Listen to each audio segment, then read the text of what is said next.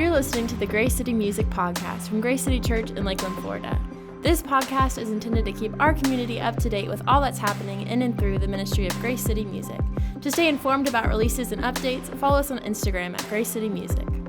Hey, welcome to episode 4 of the Grace City Music Podcast. Here we are. I never thought we'd do a podcast, but we're doing one in Corona season for us to stay connected. And today's going to be a great day. We're here in camera world. There's lights on us. A lot of cameras on us right now. You know what I love? I love when Jesus said it's all about the outside of the cup. Exactly. It's all about, it doesn't matter what's going on inside as long as you look good. In the outside, he was talking to the Pharisees about the outside of the cup, Lewis. You know what I'm talking about? Yeah. Great parable thing he was trying to teach there. Joking, it's the opposite. Hey, we're talking about songwriting today. We're going to talk about songwriting. How do we write? What's the process? Yeah. I got some amazing people on this episode, the second episode in September, I believe this is what this is. And I have the legend Tyler Howell, Pastor Tyler Howell with us. How are you, sir? GT. What's going on, man? Tyler is from the swamp next door. You know, we live in a swamp, Lakeland, Florida. He lives in the swamp next door, which is Florida. Yeah, Ocoee. Would you say Ocoee or would you say Winter Garden? Yeah, both. It's all the same thing, man. It all Okay. runs together, same thing. Winter Garden's special, especially. Oh, it's special. Downtown? Downtown. Yeah. Yeah, it's beautiful. My wife and I lived there for like 3 years until His we wife, bought a house. crazy. My wife. I met him when my he was a daughter. student. My first year at Come on. Southeastern, working as worship director, 2012. Come on. Tyler was a student. We connected. And he was working at a local studio, working with artists, and God kind of called you to go back, work at your dad's church. Come on. Tyler took what was in his hands, and he built something amazing, which is Glad Tidings Worship, GT Worship there, and the church there has seen crazy growth, really, and I love Pastor Gary there, incredible. But I really think when Tyler went back home, there was something really, really cool that happened. And that year, what year was that? Yeah, 2013. 2013, man. And it's been a ride ever since, awesome. man. It's been great. Come on. So 7.5 years now, man. Yeah, Just but pushing it. Tyler is an incredible songwriter in particular, and that's why I wanted him on this. He does, original songs for his church. Also has random luck getting cuts on gospel records. Just, yeah, man. I write songs for gospel artists. Yeah, the white guy from Florida writes. From the swamp next randomly. door. Tell us about the last couple. Tell them about the last couple ones you've done. So one song, like the first song, we did this song called "You Brought Me Out," and you get like this phone call. This guy's like, "Hey, like, love this song. Would love to put on my album." I was like, "Cool." I didn't know, and then he shot me the mix up a couple months later. R.J. Sanders, R.J. Texas Sanders. Wow. Living, walking legend. Wow. And just shook. It was crazy. And then we did. Another one, Heaven's Perspective, that a good friend of mine did. His name's Ron Rawls. Beautiful. And then we have one. My friend Darius and I co-wrote one. Come on. That's Darius Sneed is a legend. If you're out there, Come Darius on. Sneed, I love you, bro. That's going to be on a pretty popular gospel record coming up. So. Come on, man. So it's gonna be cool. Way to go. It's funny. It's wild. I'm like I can't do runs. I can't do like do your I'm own just thing. not. You do your like, Tyler Howell thing. I now. just do. Yeah, I do me, right? amazing. And Do you, so, man. Gospel artist. Yeah. Thanks for being here, bro. Thanks for making the drive. Yeah. Thanks for having me, man. I have It's good. Johnny Pena on the show today. Yo. Johnny, how are you? I'm doing great. Thanks for being here, man. Johnny course. oversees our youth worship at GCYC. Yeah. Incredible worship leader there. Also has just been writing with us at Grace City from the get-go. And dude, you feeling good today? I feel great. I'm excited to be in the room. How are the youths?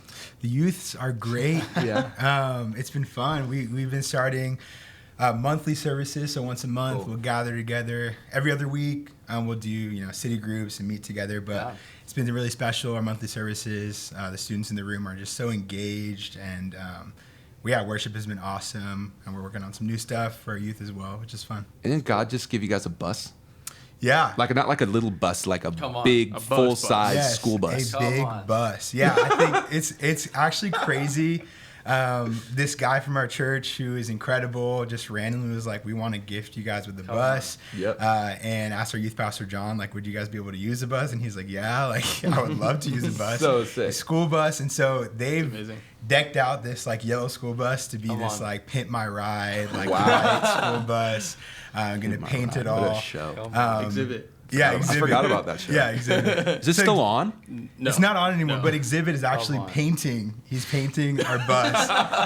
So GCYC doesn't know what's coming for them. Wow. Exhibit's about to We're paint filming our a whole school segment bus. with Xzibit. Oh, okay. No, 100%. So yeah, we're excited. We're excited for Xzibit to come out. He's gonna do a feature. He's gonna do a feature in one of our GCYC songs. He's joking. Yeah, just kidding. But no, I'm excited for what God's doing. I mean, the school bus thing is wild.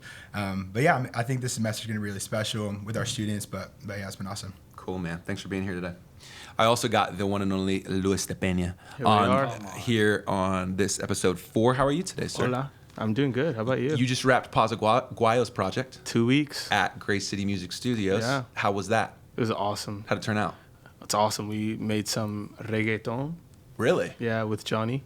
Is that what you call it? Yeah. I didn't even know that was going to be. You must have changed that song. That was a really special worship song, but you Oh changed it to no, not the I'm one kidding. that. No, Okay.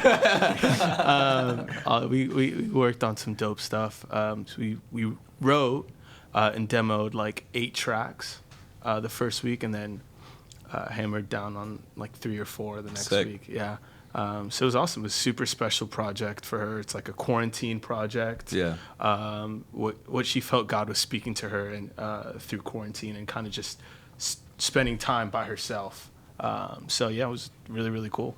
Did. I've heard some of it. It's Reggaeton mental. came out of that. Reggaeton. Just the moments, the quarantine Oh moments. man. Reggaeton is like a Puerto Rican thing? Boom, da, boom, da, boom, Is it like a da. Puerto Rican thing? Yeah. Yeah. Yeah. Wait. Where's the source of it? I don't know what the source of it is. It's like a Puerto honestly, Rican, yeah. Jamaican. yeah, it's a Yeah. vibe. It's just a vibe. I feel like Daddy Yankee is like the father of Yeah. reggaeton. And he's PR, yeah. Yeah, he's Yeah. Puerto Rican. Yeah, there's Gasolina. Yeah. Gasoline is a popular That came song. out English Yeah. translation. Exactly. Song about gas. Yeah, right. And Yeah. Unbelievable. Yeah, don't listen to it. Yeah. We don't condone it. Anyways, here we go. We're getting on with the episode. I have all these guys here because I respect their songwriting game, and I respect what they bring to like local church songwriting. And so we're going to talk about songwriting today. I'm going to give you my top 10. Okay, so I'm going to give you, here's my songwriting top 10 rules or just thoughts. And then I kind of want to open it up and not hear about from me, but I want to hear from these guys, kind of what helps them in songwriting. And yeah, so here we go. If you're taking notes wherever, if you're listening in your car, don't take notes, but wherever you're listening, here we are. Here's like my Chase's top 10 on songwriting. Number 1 rule when it comes to songwriting is that there's no rules. Number 1 rule is there's no rules. Everybody that I talk to, everyone I've come into a writer's room with, or just writing at the church with, everybody does it different. Yeah. People ask, "Oh man, Chase, do you start with a track, or do you start with building out the music and then adding lyrics? You start with the lyrics and add the music to that, whatever." Everybody does it different. And so I know for me, I'll start with maybe a voice memo of a melody. I go to melodies first. And then after melodies, I'll maybe think theme. I'll think, hey, what's this song going to be about? And kind of build it out from there. So that's been helpful to me. However you do it, you do it. You do you, boo-boo. Number 2, play your songs for others. The number 2 thing, I think when you're writing songs, to me, the biggest hurdle is playing the song for somebody else. I think that when you create something as a creative person, it can be this thing that you feel a certain way about. You can feel like, oh man, it's not that good. Or you can feel like, oh man, this is like really, really good, but I don't want someone to tell me that it's not that good. And so the biggest hurdle, I'm 30 years old now. Hello. I'm 30 years old, and still at 30, I've maybe been trying to write songs since I was 13, 14 years old. And still at my age, my biggest thing is showing a song to somebody else and going, do they like it? And I've showed, my wife a song, and I go, I think this is the best song song I've ever written. And she's been like, it's not. she's been like, it's not. It's all right. Yeah. Super and there's certain songs that I go, I wrote this song today. I didn't really feel like it was kind of wasn't hitting. And she goes, might be one of the better things you've ever written. So I think it's just huge to get that out of your mind and out of your spirit, and downloading it and showing it to somebody else. I think is huge. That's Number awesome. 3, when you're writing worship music, I would say to keep it simple, silly.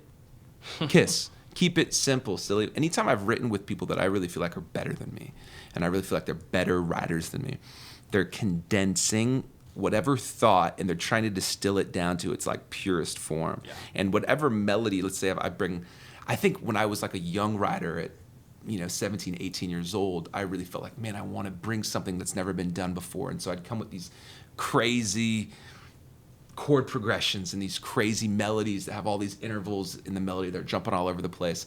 And anytime I'm writing with somebody better than me, they're going, instead of the melody being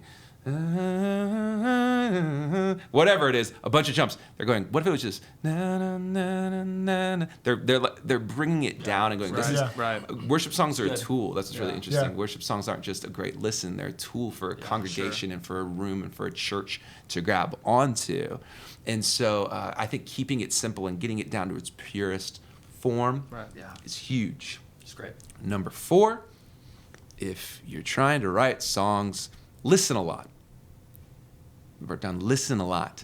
I think sometimes writer's block can be this thing that people talk about, of how do you get over writer's block? Yeah. And I think for me, it's always been listening. It's always been, I used to say, I'll go buy a new CD, which we don't do anymore. But listening to a top 50 playlist on Spotify or, Global 50 or US 50, we're going, okay, here's songs that are out there that may or may not even be Christian songs, but by the grace of God, this idea of common grace, that God's revealing himself in amazing music from all around the world, being inspired by that. And so I think if you're you write novels, I hope that someone that would write novels would read a lot of books. I would say the same thing with music.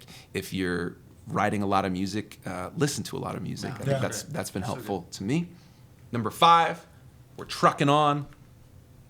Make a habit of worshiping alone with God. When it comes to worship songwriting, make a habit of worshiping alone with God. I think back before I had a girlfriend, I had all the time in the world to do this.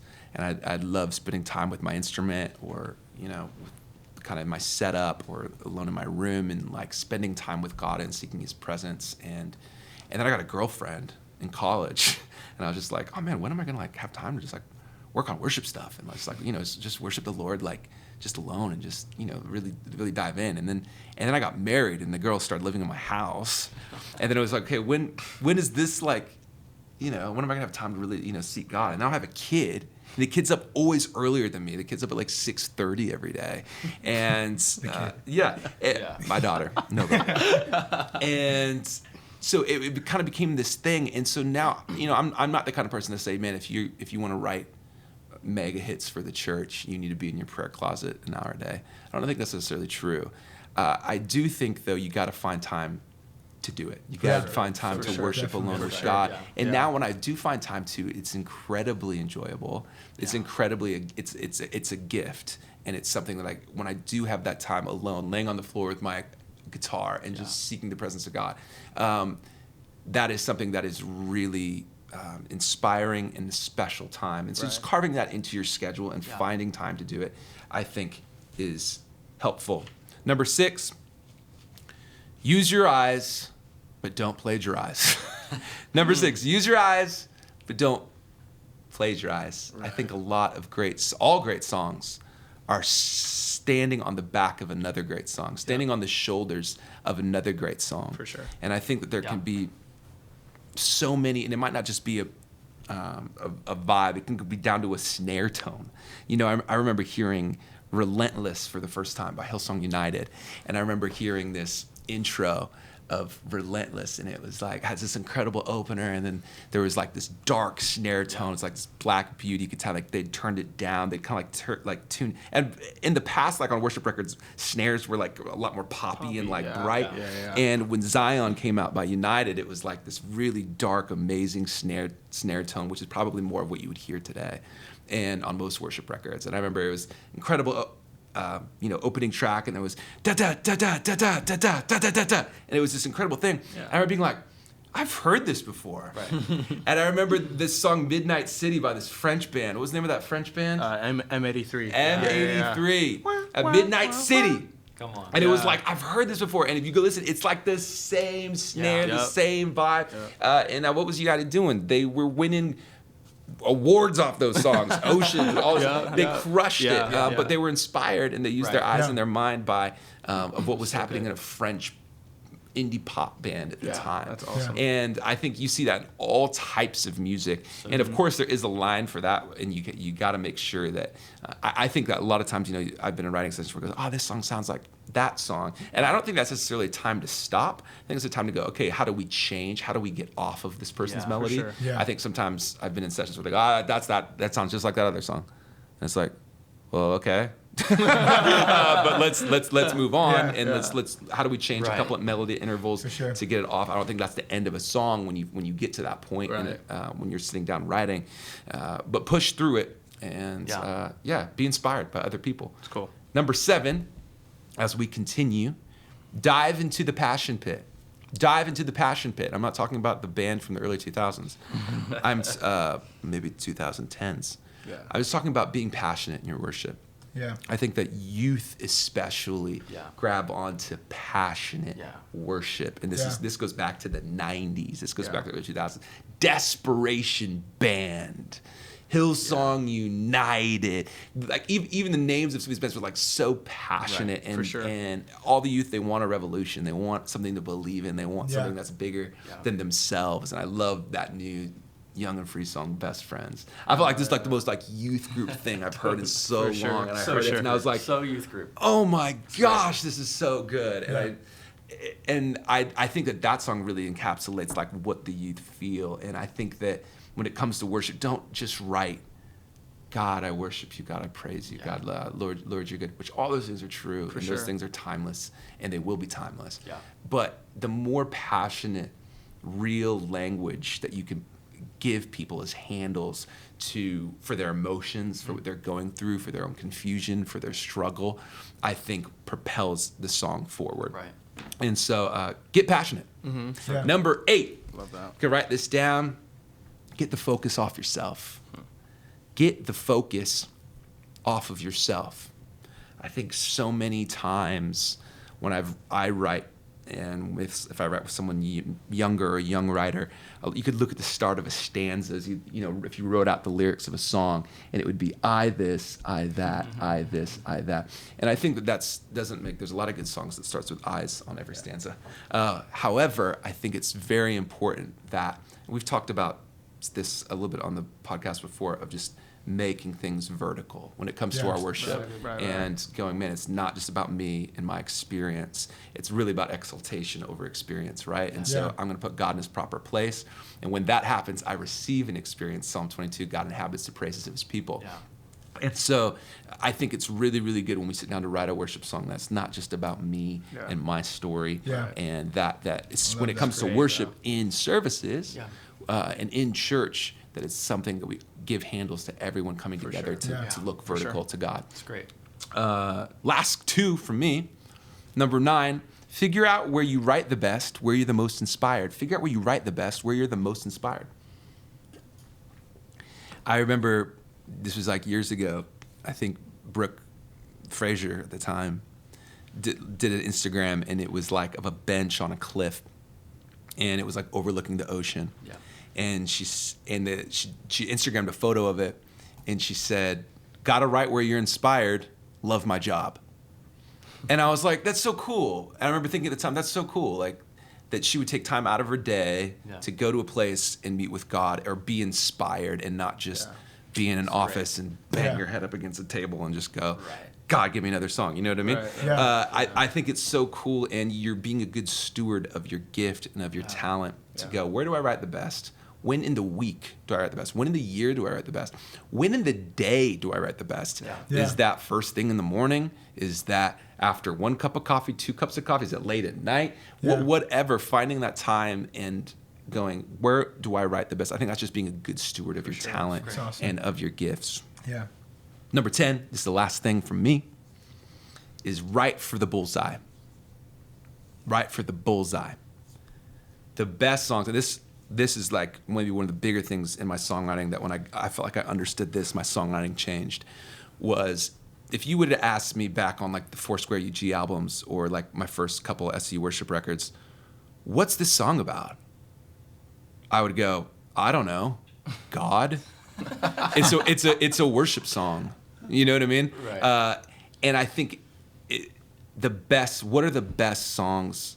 The best songs are laser pin focused. The best songs have a bullseye in their what's Good Father about? It's about God being a good father. What's Oceans about? It's about stepping out on the water. And so I think that's where my songwriting took a turn of going, living with a fire. Okay, what's living with a fire about? It's about 2 Timothy. It's about fanning your faith into flame. And going every line in that song, every section pointing back to that bullseye of what That's this awesome. is about. And so I think every song has a function in church. Is this song for a Holy Spirit altar moment? Yeah. Is this song for baptism service? Is this song for communion? Is this song for Easter? All of these, I think when you really start to think that way when it comes to songs, songs get really good. Right. When you start going, this is the bullseye, and for the next few hours that we're going to write together, this is what we're chasing. Yeah, it's great. And I think that's when things have gotten really helpful. So that's it for me. That's So my good. that's my top 10. That's Thanks, amazing. guys. Thanks, Amazing. guys. I think Tyler maybe heard those way back in the day. Come on. Teaching those. Feels fresh every time though, huh? I mean, it's so good. Oh, Lord. Come on. Here's a question for you guys. When you guys sit down to songwrite, what is the biggest hurdle creatively right today? Like, what's stopping you today from writing the best song you've ever written in your life? I think like my schedule. So I have a 2-year-old who is in swim lessons with a full-time Come job, on. you know, pastoring a church and a community. And like I've found literally if it doesn't make it on my schedule, it doesn't happen. Wow. And so like That's huge. a week will go by, 2 weeks go by, I'm like, I haven't actually spent time intentionally songwriting. And I think one of the, a rookie mistake is waiting for inspiration before you start creating, right? Like waiting for creativity just to fall in your lap. Sure. But seeing songwriting as a muscle that like you go to the gym and you're working it out. So and good. And so for me is my schedule and scheduling it out and going, all right, hey, this Thursday at 10 a.m. I'm going to write. Yeah. Great. I'm going to spend my morning writing. I'm not, and just do that. I love that. So good, dude. Yeah, I love when you said if it doesn't make it on my schedule, it's not going to happen. No way. And that's huge. Well, it might happen, like Every few but months. who knows? Right, Yeah, right, just right. who knows? Yeah. It's all up in And the air. It's all. It's important, man. It's huge. What about you guys? I think for me, I think the challenge sometimes can be being afraid to like step out of a box of like just creativity. Like I can think a big thing for me that I think of is like, melodies that sound really cool, or what kind of chord progression can we do, or what kind of things can I say, and then I'm like, I don't know if that would fit well for like a worship song. But exactly what you were saying about best friends, it's like I could have thought of that idea, but I would have never put that on paper because I'm like, is that too casual to say? Like, For sure.